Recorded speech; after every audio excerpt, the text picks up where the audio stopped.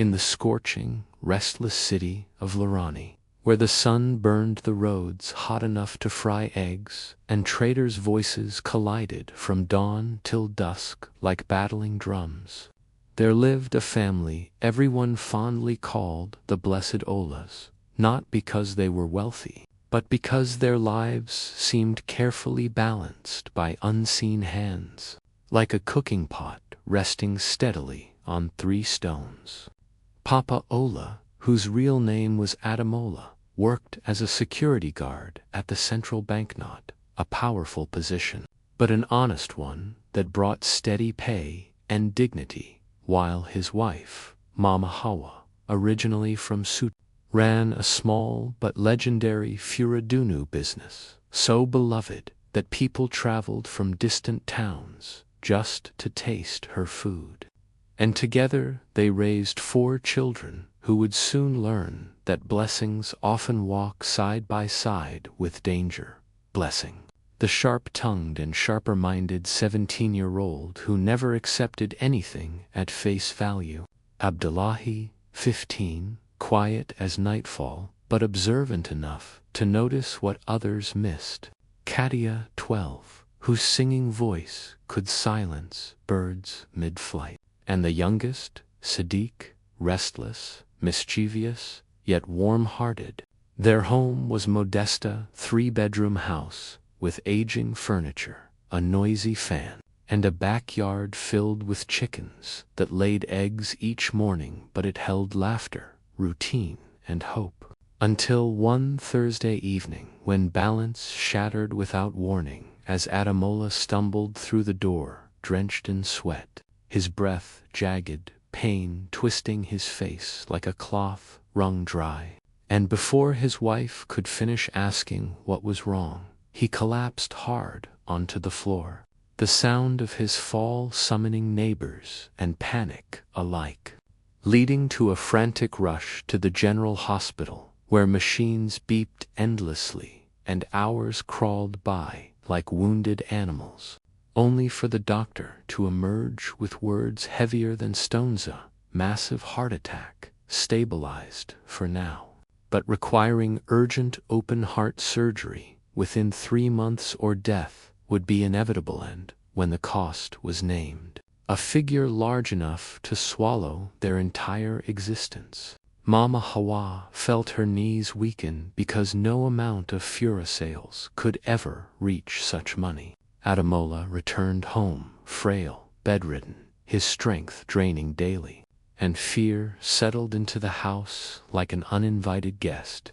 until one Saturday morning fate knocked loudly on their door in the form of Auntie Falak, Hawa's long-lost cousin from Suto, unseen and unheard from for over 12 years, now standing confidently at their threshold, dressed in expensive lace, glittering jewelry, and wealth so loud it announced itself before she spoke, smiling wide and familiar as if time had never passed, embracing Hawa with tears, laughter, and memories before listening intently to the family's tragedy, after which she shocked everyone by producing a thick bundle of cash and placing it calmly on the table, declaring that family mattered more than money, and this would cover half of the surgery, causing Mama Hawa to weep with gratitude and prayers while Falak smiled softly,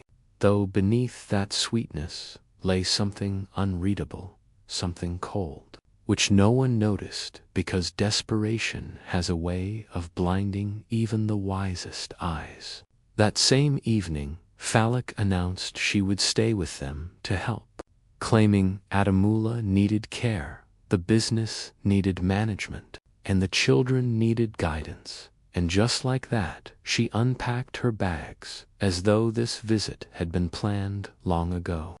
And in the days that followed, she became the picture of perfection, waking early, cleaning tirelessly, cooking generously, expanding the food business until money flowed more freely than ever, earning praise from neighbors and trust from the family,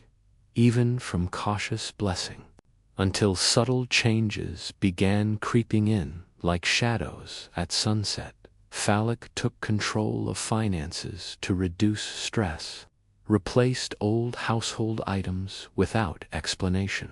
and began holding quiet conversations with the landlord that ended abruptly whenever anyone approached, planting the first unease in Blessing's heart, though she could not yet name it. While time passed and Adamola's condition worsened instead of improving, surgery delays were blamed on rising costs, and despite booming sales, the promised relief never came, leaving one unspoken truth hanging in the air like smoke. Something was wrong, terribly wrong, but at this stage, no one yet understood that the greatest danger had already entered their home, wearing kindness like a mask.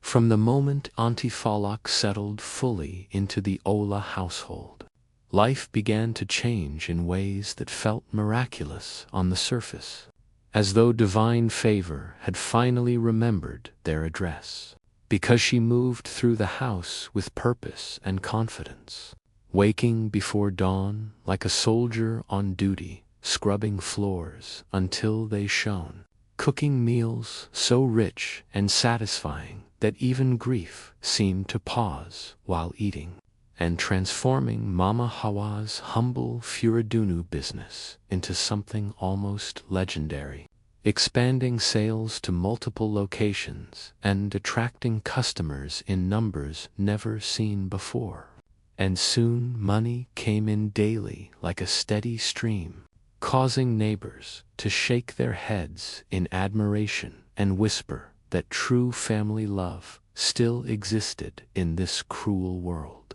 Mama Hawa, exhausted by fear for her husband's life, allowed herself to lean on Falak completely, surrendering control of the business finances after Falak gently insisted that stress could worsen Adamola's condition, promising detailed records and transparency. Words delivered with such warmth that refusing felt like ingratitude, while Adamola himself lay helpless, growing thinner by the day, trusting blindly in the woman who fed him medicine with prayers on her lips. Yet beneath this growing comfort, quiet disturbances rippled through the house, noticed first by Blessing, whose sharp mind refused to sleep even when her heart wanted peace. As she observed how Falak replaced old household items not simply to help, but to assert ownership, speaking of the house as our house rather than your house, and how she dismissed questions with laughter that sounded sweet yet final, and most unsettling of all was her growing closeness with the landlord,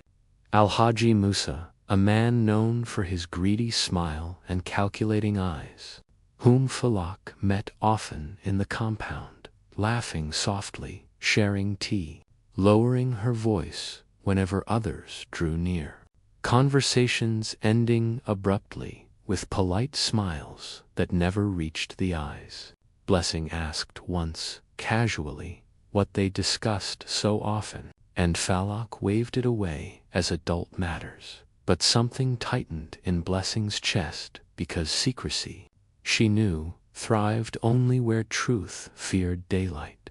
Weeks turned into months, and the surgery that was meant to save Adamola remained always just out of reach, delayed again and again with explanations about rising hospital costs and unstable prices, even as the business flourished beyond expectation, raising questions Mama Hawa barely dared to voice,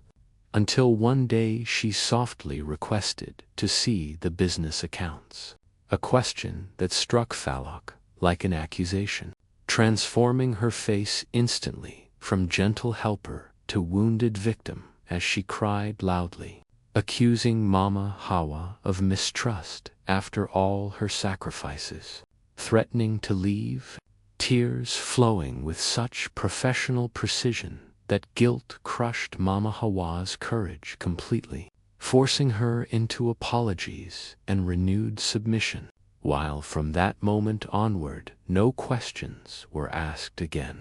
and Falak's authority over the household became absolute. Yet, while the adults wrestled with fear and denial, Abdullahi, the quiet boy no one worried about because silence often gets mistaken for simplicity, was watching everything with patient eyes, noting how Falak's kindness always came with control, how money moved without explanation, how his father's strength faded rather than returned, and how conversations stopped whenever he entered a room. And it was this same habit of observation that led him one night into the backyard behind the chicken coop, where he liked to read by moonlight, hidden from the noise of the house. And on that night, as the moon hung low and the air buzzed with insects, he heard voices, whispers meant to be secret, but sharpened by tension, voices that froze his blood as he peered through wooden slats and saw Auntie Falak and Alhaji Musa standing far too close, hands touching, mouths whispering, promises soaked in cruelty. Falak's voice stripped of sweetness and sharpened into something metallic as she spoke of timelines, of delayed surgery, of a man growing weaker by design. And Abdullahi's heart stuttered when he heard her say calmly that death was approaching soon because medication had been replaced with harmless pills, while rent records had been carefully falsified to ensure the family would lose everything after Adamola's passing. And when Musa laughed and asked about the children, Falak's response cut deeper than any blade as she discussed selling them like goods, assigning each a price and destination without hesitation, reducing lives to profit, causing Abdullahi's stomach to twist as reality crashed down on him with crushing force. Their savior was their executioner, their refuge a carefully woven trapend. As the whispers faded and the conspirators parted in the darkness, Abdullahi remained frozen behind the coop, shaking, understanding in that moment that silence would no longer protect him, and that the same quiet nature everyone ignored might now be the only weapon strong enough to save his family. From that night onward, Abdullahi's world changed forever, because once a child hears the sound of evil spoken plainly, innocence never fully returns. And though his body moved through the house as usual, going to school, eating meals, answering questions in short, polite sentences, his mind was always alert, listening, calculating, watching Auntie Falak with the careful attention of prey studying a predator, noticing how her eyes followed him just a second too long,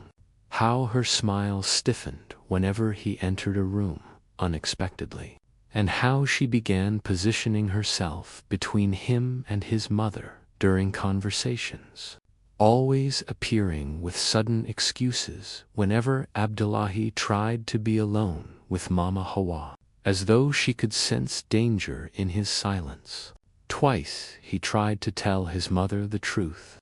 but fear tangled his tongue, because how does a boy accuse the woman everyone praises as a savior? And when he gathered courage to tell his sister Blessing, she brushed him off sharply, accusing him of paranoia and jealousy, reminding him how much Falak had sacrificed for them. Words that landed heavier than slaps because they confirmed what Abdullahi already feared: no one would believe him without proof. Even his father, drifting in and out of consciousness, was too weak to understand, and so Abdullahi carried the weight alone, trapped in a house where kindness hid knives and silence was no longer safe. Yet despite fear tightening around his chest like rope, The boy's quiet nature became his strength, because instead of panicking, he planned, deciding that truth must be captured, not spoken. And one afternoon, when Falak left for the market with her usual air of control, Abdullah's chance arrived like a narrow opening in a locked door. His heart pounded violently as he slipped into her room, a place that smelled of expensive perfume and secrets. Searching quickly yet carefully beneath the bed, inside drawers, through wardrobes filled with luxury that no longer impressed him, until he discovered a small locked box hidden beneath folded wrappers, which he opened with trembling fingers using a pin, revealing evidence that turned fear into certainty. 2 sets of rent receipts, one fake and one real, showing a full year of unpaid rent. Bottles of his father's genuine heart medication, untouched. A detailed notebook written in Falak's handwriting listing stolen money. Timelines and horrifying plans to sell the children. And worst of all, a small bottle labeled with a lethal dosage meant to trigger a fatal heart attack, accompanied by a note coldly describing the final administration schedule. Abdullahi felt nausea rise, but forced himself to act, photographing everything carefully before restoring the room exactly as he found it, unaware that a hidden camera had already recorded his intrusion. And when Falak returned home that evening, she greeted him with exaggerated sweetness, offering him money to buy sweets from the shoppa, generosity that screamed danger to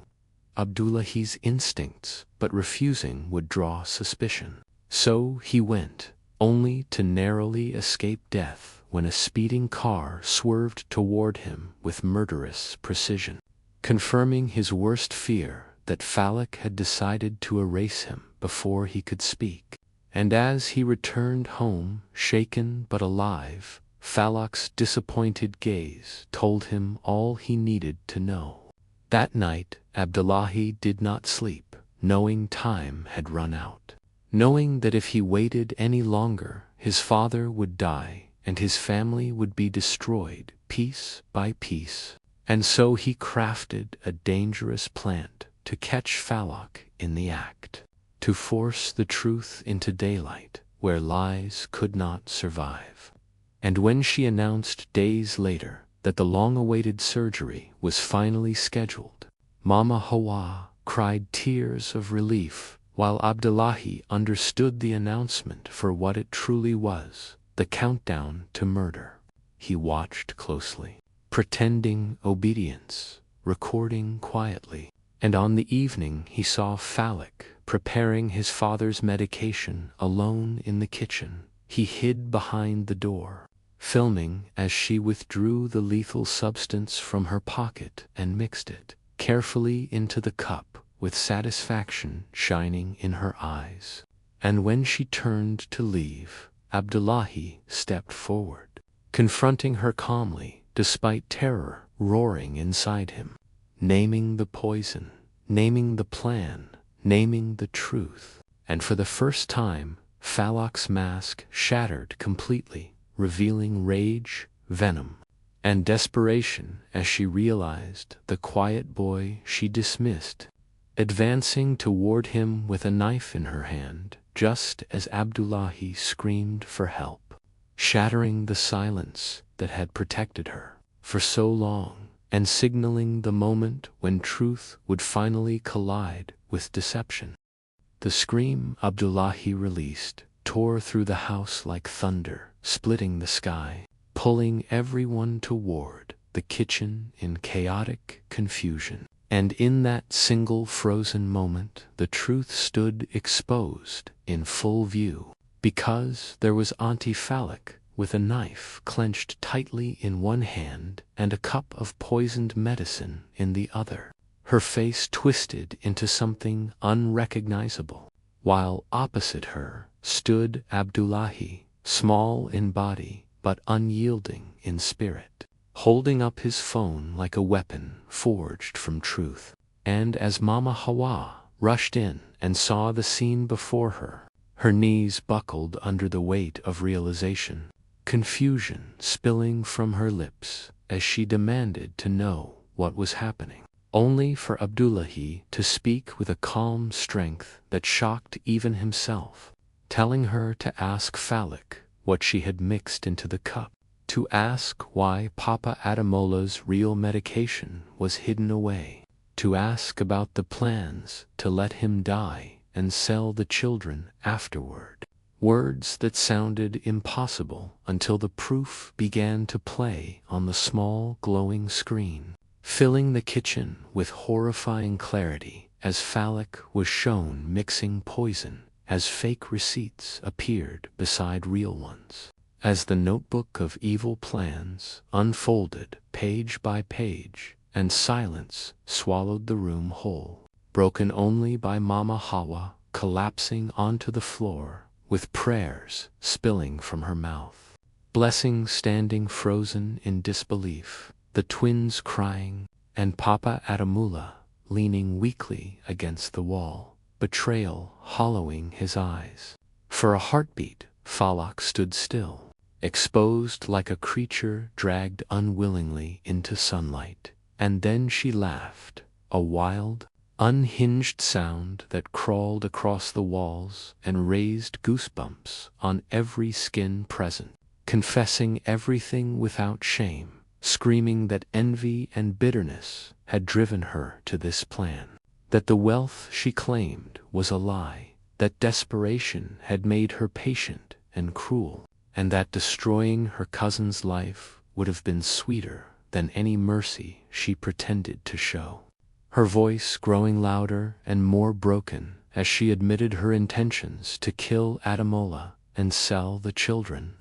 until her gaze locked onto Abdullahi with pure hatred, blaming him for ruining everything. And in that instant she lunged forward with the knife raised, moving faster than anyone expected, but Blessing reacted like lightning, shoving Abdullahi aside and taking the blade across her arm, blood spilling instantly as screams erupted and neighbors rushed in. Chaos swallowing the compound as hands grabbed Falak, wrestled the knife away and restrained her while someone called the police. And through it all, Falak continued laughing hysterically, shouting curses and promises of lifelong fear, even as officers arrived and dragged her away in handcuffs, her final words echoing with venom as she swore they would never fully heal from what she had done, leaving behind a house filled with blood, tears, and shattered trust. In the aftermath, the weight of everything settled heavily upon the family, because though Falak was gone, the damage she inflicted could not be undone. And as Blessing's wound was wrapped, Mama Hawa wept, not only for what almost happened, but for how completely she had been deceived, while Abdullahi sat silently, shaking now that the danger had passed, realizing that courage often arrives only after fear has done its worst. As the house finally grew quiet again, no one slept, because they all understood that something precious had been lost forever. The innocence that once allowed them to believe that kindness was always safe. In the weeks that followed Falak's arrest, the Ola family learned that survival does not always feel like victory, because, although the immediate danger had passed, the emotional wreckage left behind spread through their lives like smoke that refused to clear. As police investigations uncovered the full scale of Falak's crimes, revealing her involvement in a human trafficking network that preyed on struggling families by disguising exploitation as generosity, confirming that Alhaji Musa had been her partner in deception and greed, and exposing the truth that the money she had once dramatically presented as help was nothing more than the family's own stolen earnings, returned strategically to build trust. A revelation that shattered Mama Hawa's remaining sense of security and left her deeply suspicious of everyone, even those who meant well. Papa Adamola, now receiving his real medication under proper medical supervision, began a slow and painful recovery, his body fragile but his spirit humbled, haunted by the realization that he had trusted the person closest to him to administer poison with loving hands, while Blessing's arm healed gradually, leaving behind a thin scar she would later call her reminder that evil often hides behind the face of kindness. And the twins suffered restless nights filled with nightmares, waking in fear that someone might come to take them away. While the family made the difficult decision to leave their old home behind,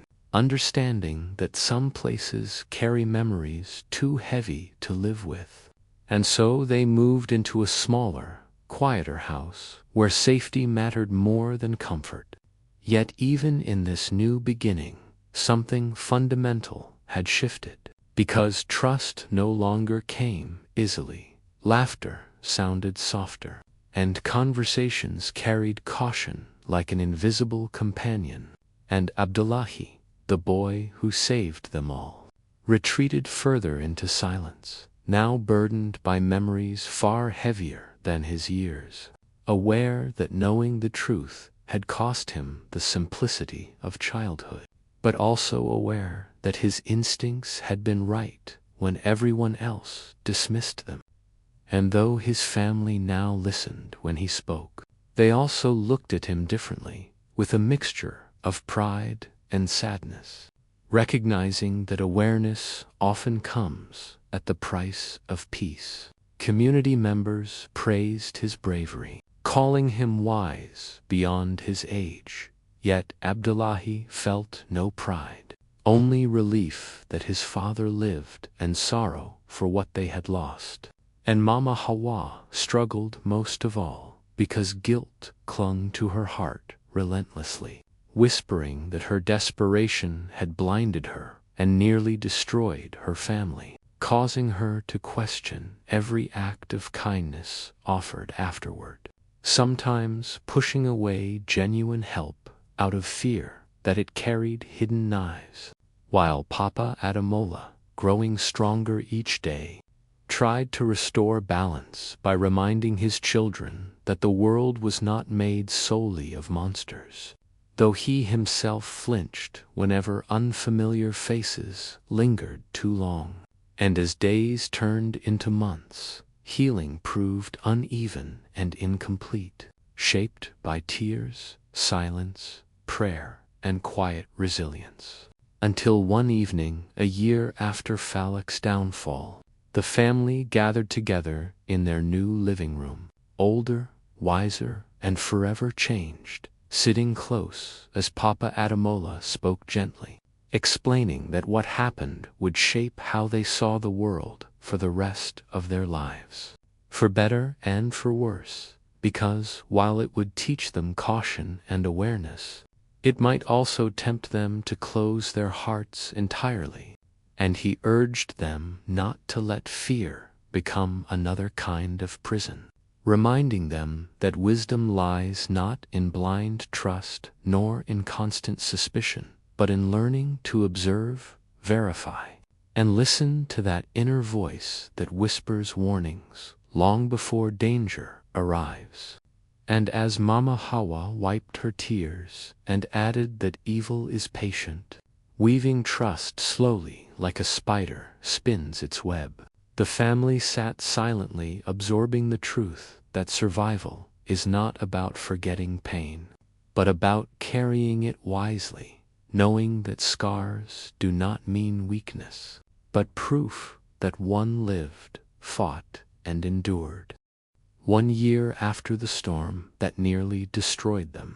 the Ola family sat together in their new home, safer but no longer innocent, because, although time had softened the sharpest edges of pain, it had not erased the memories etched deep into their hearts. And as the evening breeze drifted through the open windows carrying distant market sounds, Papa Adamola, thinner but alive, called his children closer and spoke with a voice still weak yet steady, telling them that what happened to their family was not just a tragedy, but a lifelong lesson,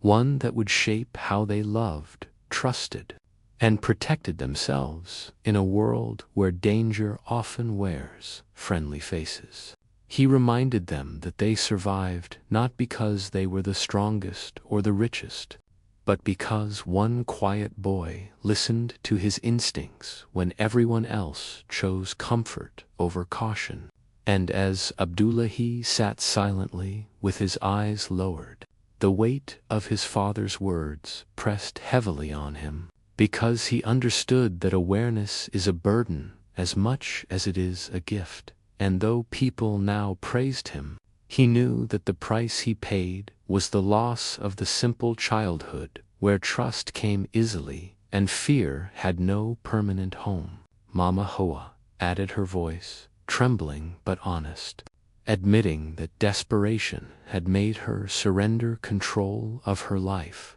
her money, and her family to someone simply because that person appeared kind and helpful. And she warned her children never to hand over everything to anyone, no matter how generous they seemed, because real help does not silence questions, and genuine kindness does not fear transparency. Lessons learned too late, but now carried forward like sacred warnings. Blessing, her scar faint but visible, spoke next, saying that she once believed intelligence alone could protect her. Yet it was her younger brother's quiet observation that saved them, teaching her that wisdom does not always shout, and that sometimes the smallest voices carry the greatest truths. While the twins listened wide-eyed, understanding in their own way that the world was more dangerous than they once believed, yet also that family vigilance could stand against even the darkest intentions. The conversation drifted into silence, heavy but meaningful, until Papa Adamola concluded with words that settled deep into their souls, explaining that the lesson was not to reject kindness or live in constant fear, but to trust wisely, to verify before believing, to watch actions more than words, and to never ignore that small inner voice that senses danger before the mind can explain it. Because evil, he said, is patient, polite, and strategic, building trust slowly like a spider weaving a web. And by the time the victim realizes what is happening, escape often feels impossible. As night fell, the family remained seated together, united not by comfort but by survival, knowing they would never be the same again, yet also knowing that they had gained something powerful through suffering: clarity, awareness, and the courage to question what appears too perfect. And though the laughter in their home would never sound exactly as it once did, it would return in new forms, quieter and more careful, shaped by wisdom rather than innocence. And Abdullahi, the boy who once spoke too softly for anyone to hear, understood that his role in the world had changed forever, because from that day onward he would always watch closely, listen deeply, and speak when something felt wrong, no matter how uncomfortable the truth might be, carrying forward a lesson written in pain but preserved through survival, that not all help is love, not all smiles are safe, and in a world where evil often arrives disguised as generosity, the greatest protection is awareness, courage, and the refusal to surrender one's life blindly into another person's hands.